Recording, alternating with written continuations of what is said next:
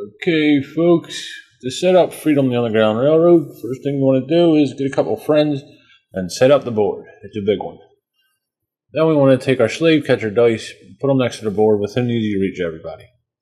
Next, the game comes with two of these player aid sheets here. Okay? You could hand them out to new players or just keep them near yourself so you can reference them. It's your choice. Okay, next we want to select our roles. There's a couple ways you could do this. You could just randomly pass out a role to each player, or if you choose to, you can just choose roles that'll be advantageous to you in the game. Okay? Next, we give each player their corresponding player mat and $8, and then we will take the role cards and place them face up with this 1 and over, turn over symbol on the bottom of the card, facing up underneath the section where it says roll card on the player mat. The rest of the money in the game will be put in a pile within easy reach of somebody, and that will be the bank that we'll use for the rest of the game. Once everybody's selected a role, we will take all the remaining player mats and roll cards and return them to the game box. They will not be used for the rest of the game. Next, we want to choose our victory condition tiles. Okay, now as you can see in the upper left corner, there's a player symbol with a number. Choose the one with the amount of players you're using. We're using 2, so we'll take this one. The remainder of these tiles will go back to the box. They will not be used. Okay, once you've selected which tile you're going to use, you will then select which side. If you want to use the easier side, you would use the one with the white ribbon across the top here. If you want to choose a more harder game, then you would choose the one with the red ribbon across the top. Okay, once you decide which level of difficulty you want to use, you'll place that tile face up with that level of difficulty up here in the top right corner of the board. Okay, next we're going to place the 5 slave catchers tokens. If we look at the slave catcher tokens, they have different symbols and different colors. We will match the slave catcher token with the space on the board that has that corresponding symbol on the top of the space. Okay. Next, we will take our slave market cards and look at the numbers on the bottom right of these cards. Okay, if there's a card with the number of players that are playing, you will take that card and place them in a pile. This pile will be the cards you will use for the game. There should be 8 of these when you are done. Any remaining cards you will return to the box. They will not be used for the game. Once we have the slave market cards that we will be using in the game, we will give them a shuffle. Okay, we'll place them here, face down, and then we will draw 3 of these cards from the top and place them face up, starting in the bottom spot and working our way up in the slave market queue here. Okay. Okay, once we have done that, we will start putting the slave cubes in each of the squares on the slave market cards that are facing up. Okay, once we are done that, we will then move over to the plantations and start filling them with the slave cubes. Okay, as you can see, these illustrations down here on the bottom of the board represent plantations. We're going to put 1 slave cube in each of the squares underneath the illustration of the plantations. However, we will not put any in the darker brown squares for the setup. They will be used later on in the game. Okay, now I should make note here that there are variations of how to set up the board to make the difficulty more easy or more difficult. Okay, I'll leave that up to you whether you want to explore them options or not. But one of the ways to make the game a little easier is not to fill the center plantation with slaves in the beginning of the game during setup.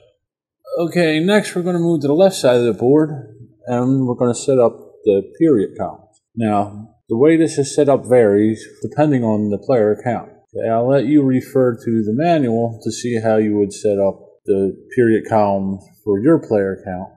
But for a 2-player game, in the support row here on the top, we will have 2 support tokens in the first period 3 in the second, and 2 in the final period. Next, we will move on to the conductor tokens. Okay, now take note that there are 2 different colored conductor tokens for each type of token. There's a gray one and then these white ones. Okay, now to set up the conductor token row, you will first place the gray token down, and then, depending on the player count, you will stack an appropriate number of the white tokens on top of it. Okay, again, refer to your manual so you know how many tokens. But for the first period here, it is 5 conductor tokens. Now, this number of conductor tokens includes the gray one. So, it would be 1 gray and 4 white conductor tokens for the first period in a 2-player game. If we look at the second and third period column, we will notice that there are 2 different types of tokens in each of the 2 columns. Okay, it's set up the same way, just take note of the 2 different values of the tokens that will be being placed in the specific spot. So for a 2-player game, in this first token section here, we will be placing 3 conductor tokens. Again, the gray one and then 2 of the white ones. Same goes for the second type. In a 2-player game, there's 3 total of each type of token in the second column. Okay, now in the third column, there are 2 of each types of tokens in a 2-player game. Once again, 1 gray one and 1 white one for a 2-player game. Now the final type of token we're going to place in the period columns are the fundraiser tokens. In a 2-player game, there are 2 support tokens in the first column, 3 in the second column, and 2 in the final column. And again, this will depend on the player count, how many tokens go in this section of the board. Okay, next we are going to prepare our abolitionist cards. Okay, now if you are playing a 1 or 2-player game, you will go through your abolitionist card and remove any cards that have a 3 and 4 in the upper right corner of the card. Now these will only be in the 1800 through 1839 cards and the 1840 through 1859 cards. Once you have separated those cards out, if you're playing a 1 or 2-player game, you will place these cards back in the box. They will not be used for the game. Once we have removed any unused cards, we are going to separate our abolitionist cards into 4 piles. Okay, 1 for each time period, and then these red cards.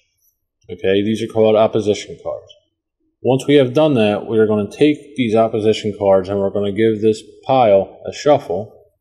And then we are going to add a number of these opposition cards to each of these remaining stacks. Now for the first time period, we're going to give 3 cards. For the second time period, we're going to put 4 cards in there. And for the final time period, we're going to put 3 cards in there. Now those numbers are only used for a 1 and 2-player game. If you are playing a 3 and 4-player game, you would add 1 additional card to the first and second period. Okay, but since we're playing a 2-player game, we have 2 cards left over. We will return them to the box. They will not be used for the game. Okay, once we have added all the opposition cards to each stack, we're going to shuffle those stacks, and then we're going to place them face down in the appropriate time period that they belong in. Okay, this is going to be the draw pile for the abolitionist cards. Okay, now once we've done that, we're going to draw 5 cards from the first time column, the 1800 through 1839 column. Okay, and we're going to take those 5 cards and place 1 in each spot on this bottom section here called the abolitionist queue, face up. Okay, now if there are 2 of the opposition cards drawn during the setup, we will remove the opposition card that was drawn last, place it to the side, and then refill this section, the empty spot, with another abolitionist card from the draw deck.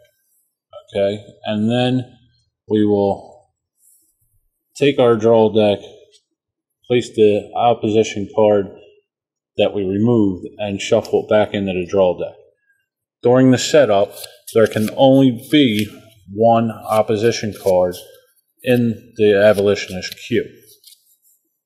Okay, the final step for setup is to choose a first player. You could do this randomly or however you wish to do it. You will then give them the lantern token, which indicates they are the first player, and you are ready to play Freedom, the Underground Railroad.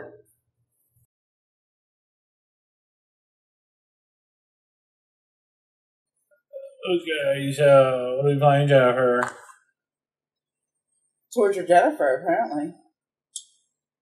Freedom, the Underground Railroad by Academy Games. Yes, it is. This guy. Designed by Brian Mayer. Yes. How we play Freedom, the Underground Railroad, Jennifer? Well, we got to use these tokens to get this cash to buy these tokens and free these cubes. Boom, that's the game. I win. No. Oh, you got to roll these too. Yes. Alright, Freedom, the Underground Railroad is split up into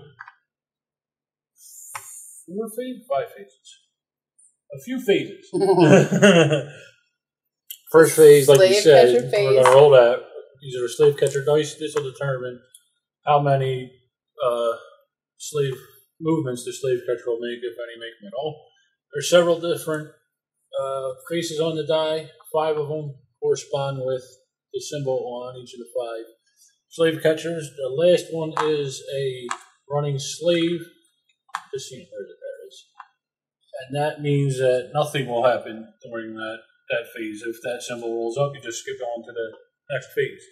But if when the slave catcher symbols come up, then you would roll this die, and that'll tell you which direction and how many spaces that particular slave catcher will move. Okay, 1 space is a circle. Okay.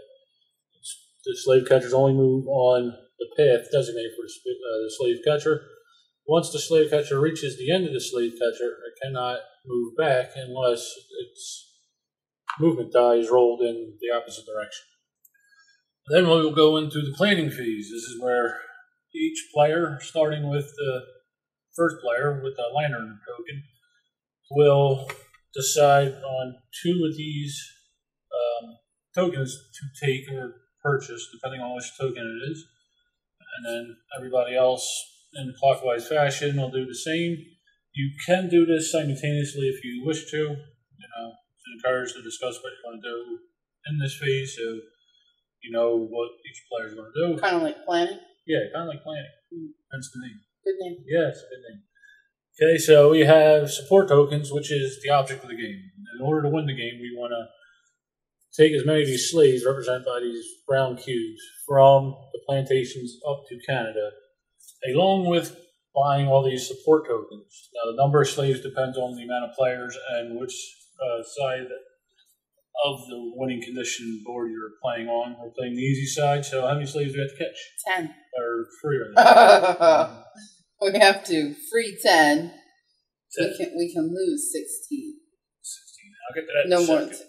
Once support tokens for a specific time period are bought, you will pause the game, remove that time period's deck of cards, and then you will continue with the next era. So you could now buy tokens from the next period, I keep calling it our period, and any tokens from previous periods. We do not clear out the queue like I thought we did.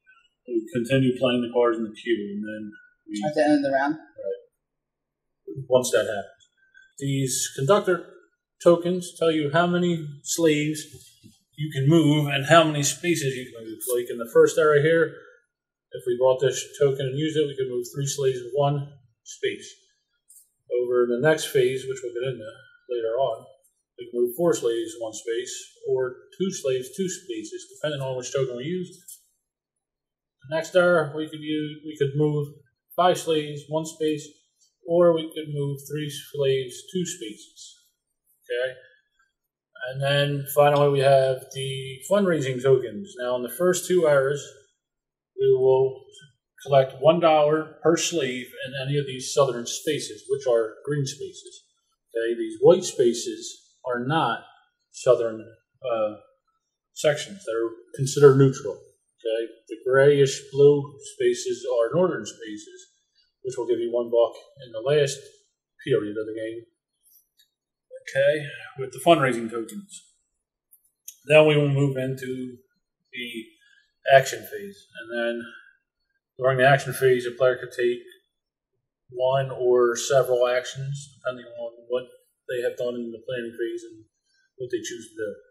Okay, they can spend 1 of these conductor tokens and then move the slaves. Now, a slave cannot be moved more than 2 spaces unless the token tells you otherwise, and you cannot move a slave 1 space and then use the same token and move him another space.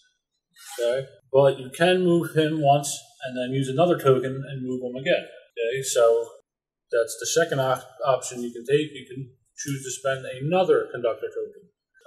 One thing I did forget to mention: each of the spaces can only hold 1 slave unless it is one of these bigger cities, which can hold 4. The big ones in a square. Yeah, the big ones in the square, and they're only in the north. And then that one I down think these there, should be able to hold 2. one here for in the southern area.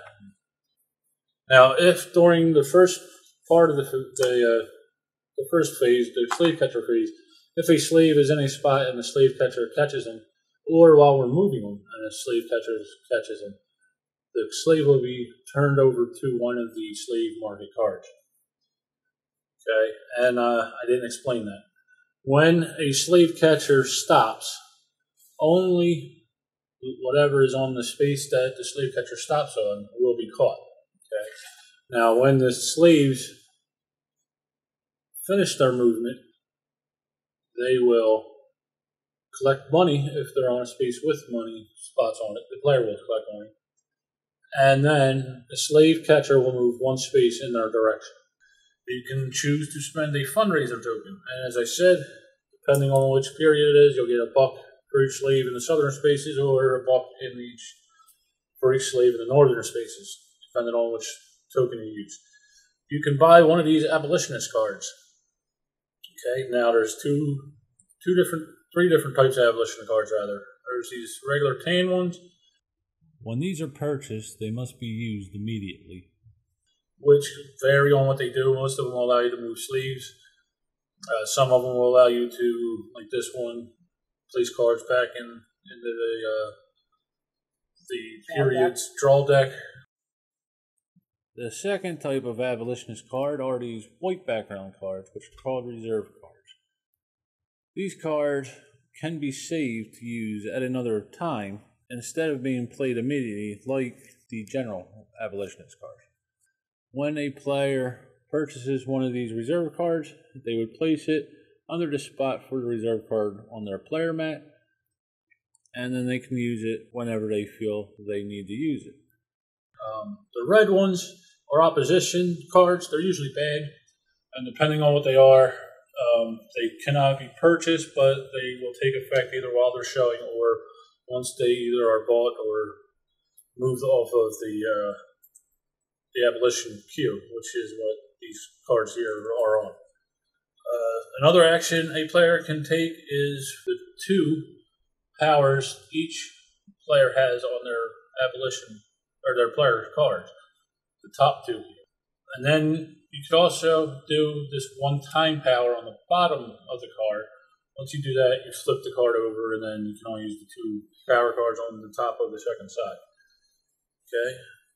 And then, alternatively, instead of doing an action, a player may choose to pass and not do any actions, in which case they will receive money depending on what period it is. Like the first period, you get $3. The second, I think, is 4, and the third, it's 5, if you just pass in the action phase. Okay, now once we do that, we move into the next phase, which is the slave market phase. Those cards here will go into these plantations. I'll let you on them cards. Okay, and then you will slide the other 2 down and flip over a new one and fill that card with slaves. If a slave cannot go into any of these plantation spots, they are considered to be lost, and they will go on the winning condition card. Okay, if we fill that card up with so many, depending on the card, I think it's 16 with us, Jen said? 16. 16, then you lose the game. Okay? We can fill this up to 16. It's number 17. Right. Yeah, I should have made that clear. And then we will move into the lantern phase, which is the player with this lantern passes on the next player, they become the first player. We go into the lantern phase, we will also remove, in a 2-player game, these 2 cards, if there's any cards there, slide everything down and then take cards to fulfill the empty spots from that period straw deck. In a 3 or 4-player game, you would only remove 1 card from the last spot here. Okay, now, like I said, if we free 10 slaves and buy all of the support tokens, we will win the game. If 16 slaves go to that board there, we lose the game. If we run out of time, which are the slave market cards, if at the end of the 8th round, when the 8th card is put into the plantations, we lose. Yeah. Okay. Jen is the conductor. Mm-hmm. And what does your conductor do? I can move 2 slaves 1 space each during my action phase, or I can get $1. And during my action phase, I can use 5 movement for 1 or more slaves. You can move up. You can move 1 slave 5 spaces or split it up amongst as many slaves as you like. That is my one time. That's your one time. One-time roll, and then I would have to flip it over. Okay, and I am the preacher. And the preacher will be able to either collect $1 during the action phase, or he can use his card power to buy an abolition card for $1 less. And his one-time ability is at the beginning of your action phase. Discard an abolitionist card from the queue. Ignore any of the cards or events that may be resolved by doing so. And then again, you flip it over once that one-time ability is used. Now, the 5 abolitionist cards we start off with, I know you can't see the last one. Maybe the last 2? No, last one. The $3 one, okay? The first 2 cost $1, and the first one is an opposition card, like I said. Okay, and that is domestic slave trade. Each slave market delivery carries 1 additional slave. This is in effect until removed from the queue, and it cannot be purchased. Domestic slave trade became a major economic force lasting until the 1860s, at which time the slave population had reached 4 million. Okay, Jen, so... Wow, that's a lot. Yeah. Could you please put 1 additional slave on each of the slave market cards? Well, it's the card size. Yeah, like I said, opposition cards are usually bad. Okay, next, for $1, we could purchase the Liberator. Okay, that will allow us to take a card from the abolitionist queue and place it on top of the draw deck. The Liberator, Abolitionist? The Liberator, an abolitionist newspaper published by William Lloyd Garrison, ran continuously for 35 years. Okay, next, for $2, a player may buy Ripley, Ohio. Okay, now this will allow you to move 2 slaves 1 spaces, and these slave catchers do not move while you do that. Okay. Ripley's agency to the Ohio River and its proximity to the slave state of Kentucky made it an important stop on the railroad. Believe it or not. Not that, Ripley. You Okay. don't know that. Next, the last one for $2 is Liberty Hill. I was thinking of it. Okay. Yeah, we love the Independence That's Hall. Liberty I know, I was Bell. thinking of Independence Hall. I touched the Liberty Bell. So did I. Alright, for this card, you can move 2 slaves, 1 space, and you can buy an additional token after you purchase it. Normally, you can only buy the tokens in the planning phase. Okay?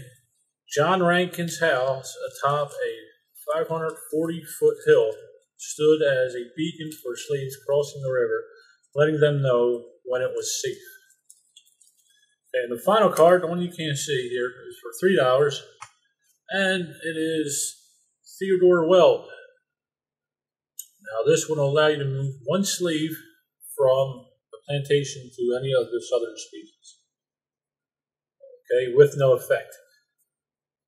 Okay, an architect of the abolition movement, Weld also co-authored American Slavery as It Is, testimony of 1,000 witnesses. Okay. Now, who's going to go first? I don't know, but I like that show. With these people. Okay. One track mind, guys. You going to go first?